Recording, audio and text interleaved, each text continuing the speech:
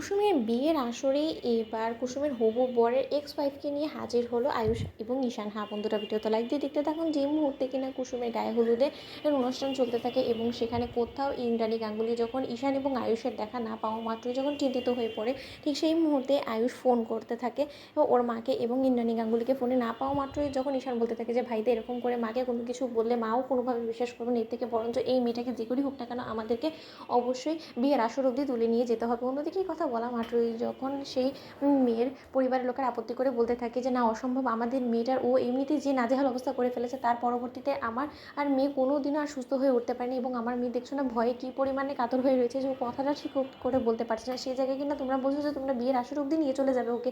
তোমরা বুঝতে পারছো সেই বদমাইশটা যদি একবার সেখান থেকে পালিয়ে যায় তাহলে আমার মেয়েটাকেও কী করবে, আমার মেয়েটাকে তো জ্যান্ত পুঁতে রেখে দেবে, সেটা আমি কোনো মতে হতে দেবো না। অন্যদিকে এখন আয়ুষ আশ্বাস দিয়ে বলতে থাকে যে দেখুন আন্টি, আপনি আমার কথার উপরে একটু বিশ্বাস করুন, কোনোভাবেই ওই বদমাইশটা যাতে না পালাতে পারে সেই ব্যবস্থা এবার আমি করব এবং আপনার মেয়ের প্রতি যে সকল অন্যায় হয়েছে তারও সুষ্ঠু বিচার আমরা করবো। আপনি শুনে একদম টেনশন করুন, আপনি প্লিজ আমাদের সঙ্গে আপনার মেয়েকে নিয়ে একটু চলুন, নয়তো বা আরেকটা মেয়ের জীবন ধ্বংস হয়ে যেতে পারে। অন্যদিকে এই কথা বলা মাত্রই যখন কুসুমের গায়ে হলুদের অনুষ্ঠান চলতে থাকে এবং ইন্দ্রাণী গাঙ্গুলির কাছে এসে যখন শঙ্কর বলতে থাকে যে দেবীমা, আমার মেয়েটা তো মা মরা মেয়ে, আপনি খুব ভালো করে জানেন, আপনি যদি গায়ে হলুদটা প্রথমবার আমার মেয়ের গায়ে আপনি ছোঁয়াতেন তাহলে আমার মেয়েরও বেশি ভালো লাগতো। অন্যদিকে এই কথা বলা মাত্রই যখন ইন্দ্রাণী গাঙ্গুলি স্বয়ং কুসুমের গায়ে হলুদ লাগিয়ে দেয় এবং ঈশানের ছোটো কাকিমণি যখন বলতে থাকে যে দেখলে দেবলীনা, আমার তো কেন জানি না মনে হচ্ছে যে দিদিরও হয়তো বা এই মেয়েটাকে খুব করে পছন্দ হয়ে গেছে, নয়তো বা এই মেয়েটার প্রতি দিদির কিসের এত আধিক্যতা বলো তো।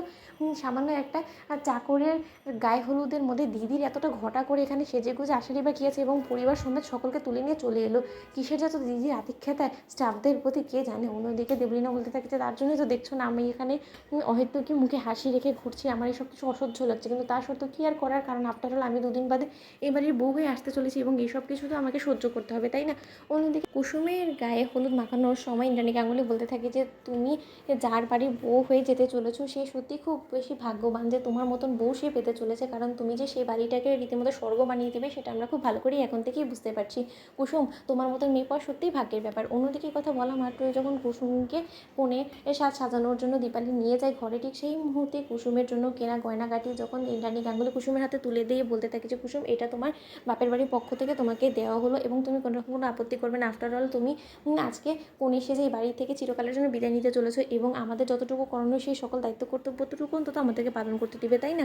অন্যদিকে যখন কুসুম বলতে থাকে যে দেবীমা, আপনি আমার জন্য এত কিছু কেন করছেন বলুন তো। অন্যদিকে রাজ বলতে থাকে যে শোনো, তোমার জায়গায় যদি আজকে দেবলীনাও হতো না তো দেবলীনাকে এরকম করেই কিন্তু আদর যত্ন করে সাদরে গ্রহণ করা হতো আমাদের বাড়িতে, তাই তোমাকেও করা হচ্ছে। তো বন্ধুরা, লাইক এন্ড শেয়ার করে সাবস্ক্রাইব করতে ভুলো না।